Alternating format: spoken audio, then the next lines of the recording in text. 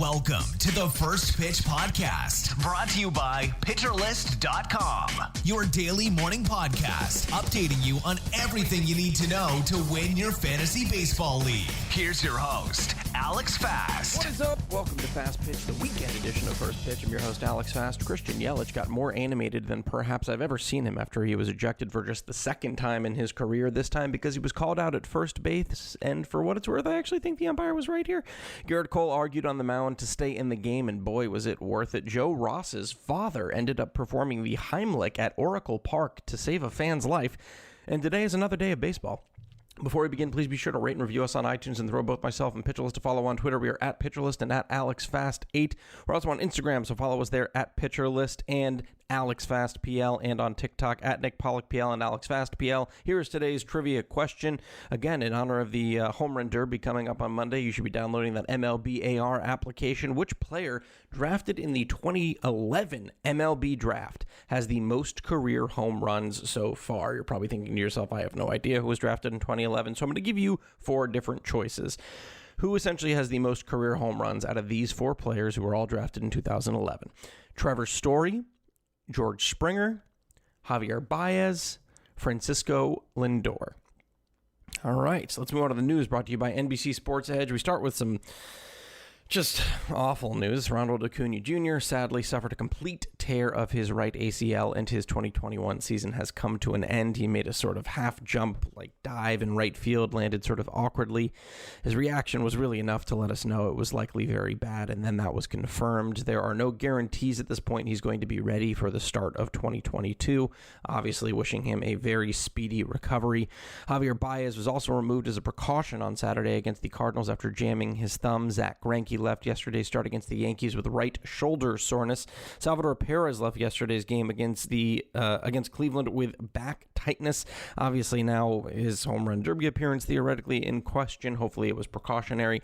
Trevor Story also scratched from the lineup on Saturday due to general soreness. Austin Gomber threw a 2-inning simulated game on Saturday, which is good to hear. Alec Baum removed from the lineup on Saturday against the Red Sox due to COVID-19 protocols.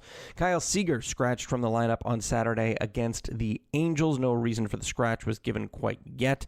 Mariners GM Jerry DiPato told reporters on Saturday that Evan White may not play again in 2021. Quote, "The injury is more ominous than we thought," which stinks.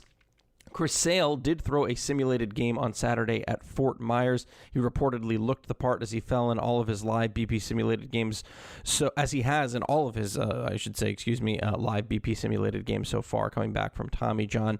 The Red Sox are now going to lay out a plan for the Southpaw, but the next step is likely a rehab assignment that features him pitching in a minor league game. Could be back with the Red Sox within a month. Unbelievable, considering where they are in the standings without him. Clayton Kershaw played catch on Saturday. He's working his way back from that forearm strain, and the good news is that an MRI revealed just inflammation. The Diamondbacks activated Cole Calhoun from the 60-day IL, and Angels general manager Perry Manassian did not offer a timetable as to when Mike Trout is going to begin a rehab assignment.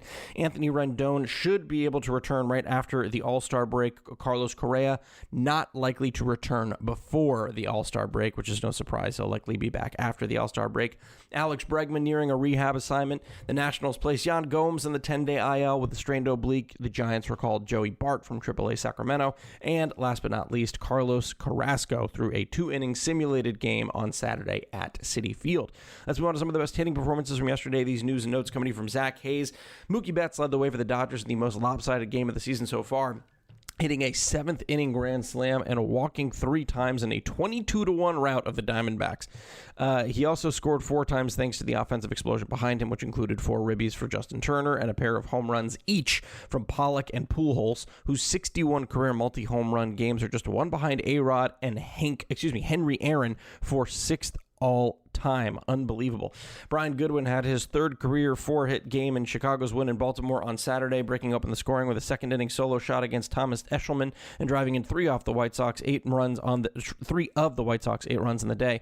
Goodwin is enjoying a resurgence in the South Side after being released by Pittsburgh earlier this year, running a 150 WRC plus to 17 runs and 15 ribby In just 98 plate appearances so far, I am struggling through this podcast. What's going on? Brandon Crawford's career year with the bat continued in a big way on Saturday, going 3 for 3 with a double and his 18th home run of the season, a solo shot to dead center field.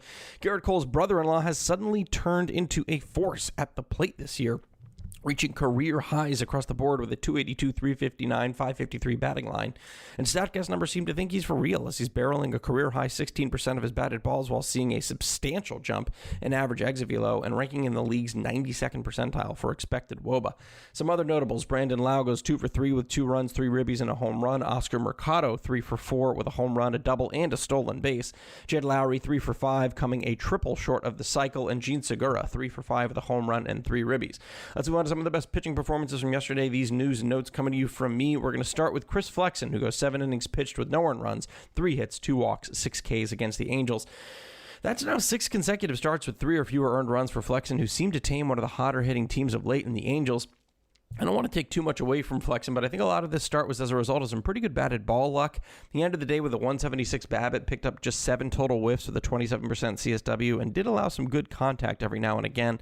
Credit where credit's due, though. Flexen has been able to minimize hard contact a lot in the past month, and his strike zone plot was really nice to see as he mixed in those cutters and four-seamers right on the edges of the plate with a few nice changeups for good measure.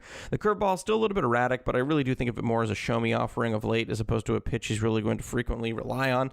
He seems like the kind of ultimate Vargas role right now. You enjoy the performance and take the low whip and meager Ks until the BABIP starts to inch back towards the mean.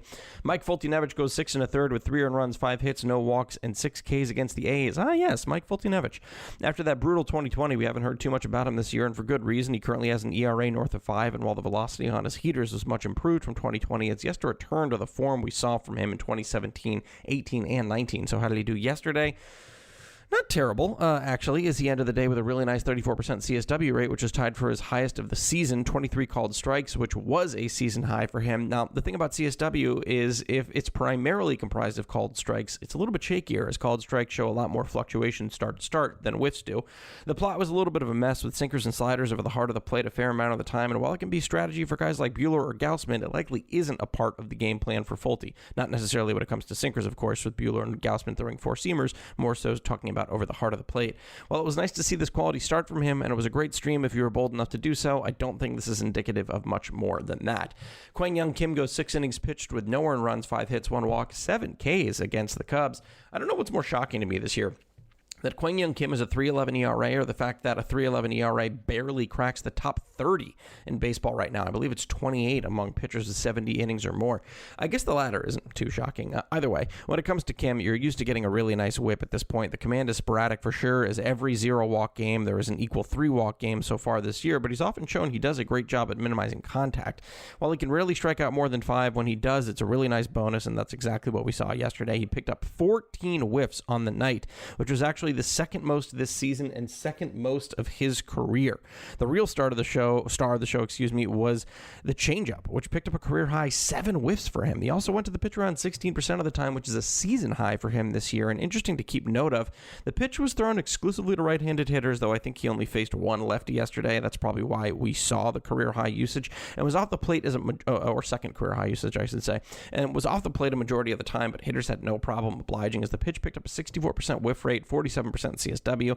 I don't know if that changeup usage is going to stick, especially considering he saw predominantly righties yesterday, but it's nice to know that that option is there.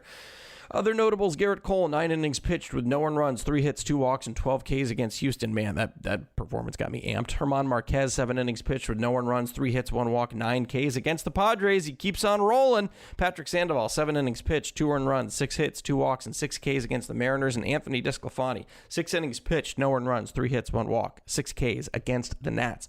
Let's move on to some of these bullpen notes coming from Dave Swan. New York Yankees placed Jonathan Loaisaga on the 10-day IL, recalling Albert Abreu. Given the recent struggles of Aroldis Chapman, it should make for an interesting situation if another starting pitcher can't toss a complete game. In the second game of the doubleheader, the Mets declared victory with a 4-2 score. Included in that win was an overwhelmingly dominant performance from closer Edwin Diaz.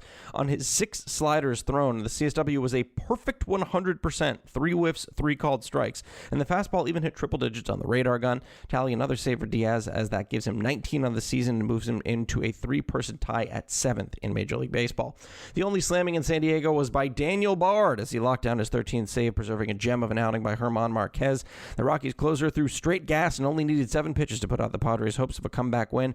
A most impressive feat as every pitch thrown found the zone and the heart of the lineup sat down in order. Tatis Jr., Cronenworth, and then new all-star Machado. Before we wrap up and give you the answer to that trivia question, let's go on over to Mark with the weather. Mark? Thanks, Alex. Well, it's another day, another dollar, and another day where there's going to be some rain in Wrigley Field. This time, it looks like it's going to be a little bit wetter than it was yesterday, and yesterday they basically played through a light rain the whole game. So today, I do think they're both a delay and a postponement threat. Not only Chicago, which are hosting the Cardinals, is a delay and postponement threat. Cleveland is going to see some rain as well. I believe they're hosting the Royals. So we get a couple games to watch as we go into the All-Star break. Have a good one. Awesome. Thanks so much, Mark. All right, today's streamer is going to be Ryan Weathers versus Colorado. And the answer to that trivia question, which player drafted in the 2011 MLB draft has the most career home runs so far? Let's go in reverse order. By the way, the answers were the possible choices were Story, Springer, Baez, and Lindor. With 139, the fewest of the four is Javier Baez. With 145 was Trevor Story. That leaves just Lindor and Springer. 148 for Francisco Lindor, who I really thought Story would actually had more. And then the most home runs of a player selected in the 2011 MLB draft with 179, George Springer. All right, that's going to do it for this episode of First Pitch. I'm your host, Alex Fast. That's all you need to know. This has been the First Pitch Podcast, brought to you by PitcherList.com. If you enjoyed today's episode, rate us on iTunes, follow us on Twitter @PitcherList, and help support what we do by joining our Discord with PitcherList Plus at PitcherList.com/plus.